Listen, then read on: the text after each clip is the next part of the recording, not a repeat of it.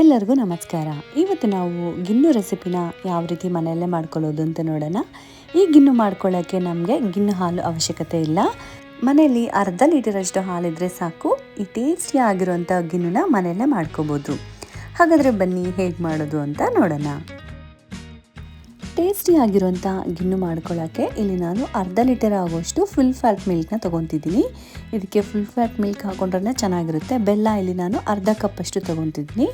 ನಿಮಗೆ ಸ್ವೀಟ್ ಕಮ್ಮಿ ಬೇಕು ಅಂದರೆ 1/4 ಕಪ್ ಹಾಕೋಬೋದು.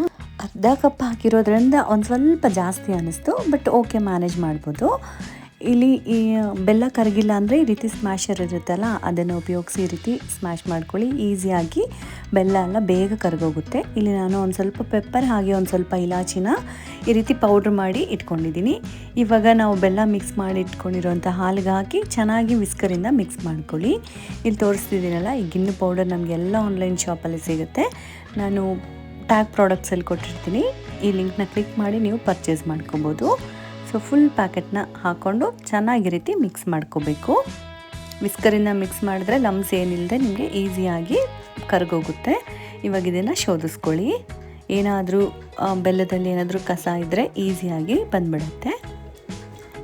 ಇವಾಗ ಯಾವುದಾದ್ರೂ ಒಂದು ಸ್ಟೀಲ್ ಪಾತ್ರೆ ಅಥವಾ ಯಾವುದಾದ್ರೂ ಮೌಲ್ಡ್ ಇದ್ದರೆ ಅದರಲ್ಲಿ ನಾವು ಮಿಕ್ಸ್ ಮಾಡಿ ಇಟ್ಕೊಂಡಿರೋಂಥ ಗಿಣ್ಣು ಹಾಲನ್ನ ಹಾಕ್ಕೊಂಡು ಸ್ಟೀಮ್ಗೆ ನಾವು ಈ ರೀತಿ ಕುಕ್ ಮಾಡ್ಕೋಬೇಕು. ಒಂದು 30 ನಿಮಿಷ ಲೋ ಟು ಮೀಡಿಯಮ್ ಫ್ಲೇಮಲ್ಲಿ ಕುಕ್ ಮಾಡ್ಕೊಳ್ಳಿ. ಇಲ್ಲಿ ನಾನು 30 ನಿಮಿಷ ಮೀಡಿಯಮ್ ಫ್ಲೇಮಲ್ಲಿ ಈ ರೀತಿ ಸ್ಟೀಮ್ ಮಾಡ್ಕೊಂಡಿದ್ದೀನಿ.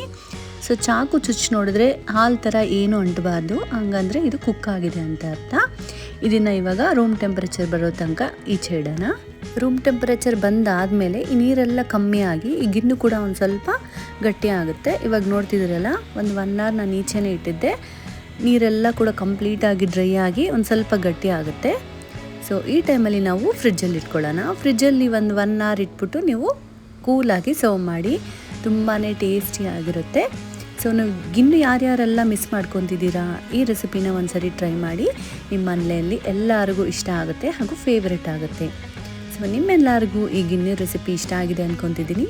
ಇಷ್ಟ ಆದರೆ ಲೈಕ್ ಮಾಡಿ, ಶೇರ್ ಮಾಡಿ, ಹಾಗೆ ಸಬ್ಸ್ಕ್ರೈಬ್ ಆಗೋದು ಮರಿಬೇಡಿ. Thank you.